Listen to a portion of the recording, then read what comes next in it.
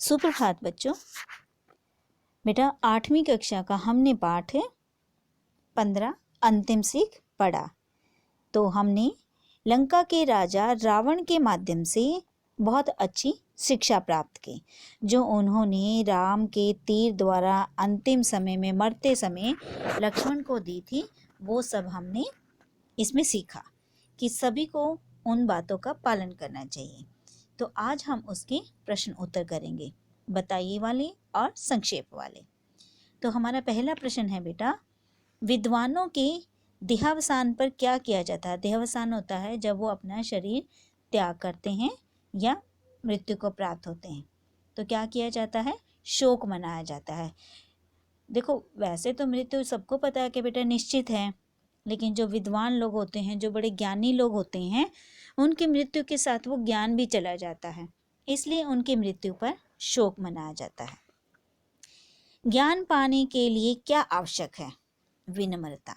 आपको पता है ना, श्लोक भी आपने सुना है कि विद्या ददाति विनयम, कि विद्या प्राप्त करने के लिए, ज्ञान प्राप्त करने के लिए विनम्रता का होना अति आवश्यक है, और बिना विनम्रता के मनुष्य ज्ञान प्राप्त नहीं कर सकता। ठीक है बेटा।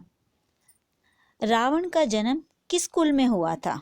रावण का जन्म उच्च कुल में हुआ था, यानी कि एक ऊंचे ब्राह्मण कुल में हुआ था। ठीक है, वो जाति से ब्राह्मण था। उसके पश्चात है हमारा ईश्वरीय व्यवस्था के अंतर्गत हम क्या हैं, यानी कि ईश्वर ने जो व्यवस्था की गई है, हम सब को क्या बनाया है? हम सब ईश्वर के सामने क्या हैं? खिलौने। ठीक है, कि वो जब चाहे हम मानव रूपी खिलौनों को कभी भी मिटा सकता है, फिर नहीं बना सकता है, तो हम ईश्वरीय व्यवस्था के एक खिलौने हैं। राजा के दो बड़े शत्रु कौन से हैं? अब एक राजा को किन किन शत्रुओं से बचकर रहना चाहिए? राजा के सबसे बड़े शत्रु हैं स्वयं और उसका अहंकार। ठीक है, आपको पता है ना कि रावण की मृत्यु का सबसे बड़ा कारण उसका अहंकार था, कि वो मैं बहुत शक्तिशाली हूँ, जो उसकी सारी विद्वता पर, सारे ज्ञान को और उसका चरित्र डुबोकर ले गया। इसलिए कभी भी किसी भी व्यक्ति को जीवन में अहंकार नहीं करना चाहिए। तो अब हमारे संक्षेप के प्रश्न।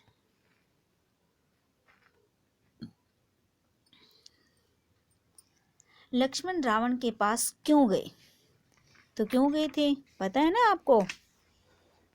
तो लक्ष्मण रावण के पास राजनीति के गुण और अवगुण जानने के लिए गए थे, कि भाई राजनीति में क्या क्या गुण होने चाहिए और किन बुरी बातों से, किन अवगुणों से हमें दूर रहना चाहिए। राजनीति में जो राजकाज चलाया जाता है राजा का, एक तरह से राजा को कैसा होना चाहिए, राजा में क्या गुण होने चाहिए और उसे किन किन बुरी बातों से बचना चाहिए, ये सब सीखने के लिए लक्ष्मण रावण के पास गए थे। पहली बार रावण ने लक्ष्मण को ज्ञान क्यों नहीं दिया? आपने देखा था ना कि जब रावण के पास लक्ष्मण जी पहली बार जाते हैं, तो वो उसके सिर की तरफ खड़े होते हैं और रावण ने उनको ज्ञान नहीं दिया। यही लक्ष्मण रावण के सिर के पास खड़ा हो गया था, और सिर पर सवार होकर ज्ञान प्राप्त नहीं किया जा सकता। हमेशा ज्ञान गुरु के चरणों में होता है बेटा। जितना गुरु का सम्मान किया जाता है, उतना ही ज्ञान प्राप्त होता है। ये हमें इस पाठ में बहुत गहरी सीख मिली है।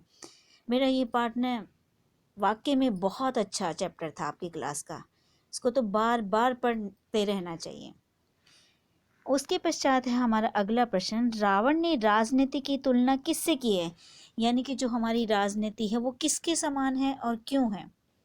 रावण ने राजनीति की तुलना सर्पणी से की है, क्योंकि जिस प्रकार सर्पणी को पकड़ना कठिन होता है ना, उसी प्रकार कुशल राजनीति के बनना भी काफी कठिन होता है। अगला प्रश्न है, किसी भी राजा के दो व्यक्तित्व क्यों होते हैं?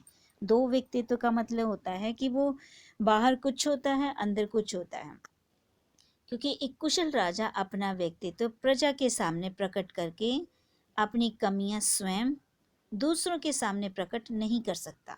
पता है ना कि राजा अपनी कमियों को नहीं दिखा सकता प्रजा को, क्योंकि उसकी प्रजा फिर उसी के अनुसार चलेगी। तो राजा को अपनी कमियां प्रजा को नहीं दिखानी, इसलिए उसके दो व्यक्तित्व होते हैं। ठीक है, एक जो उसकी कमियां होती हैं उन कमियों के साथ वो अकेले में या स्वयं ही जीता है और अपनी कमियों को कभी भी प्रजा के सामने उजागर नहीं कर सकता। तो इन प्रश्नों को बेटा आपने अपनी नोटबुक में लिखना भी है और याद भी करना है। बाकी का अभ्यास हम अगले वीडियो में करेंगे। Thank you, have a nice day.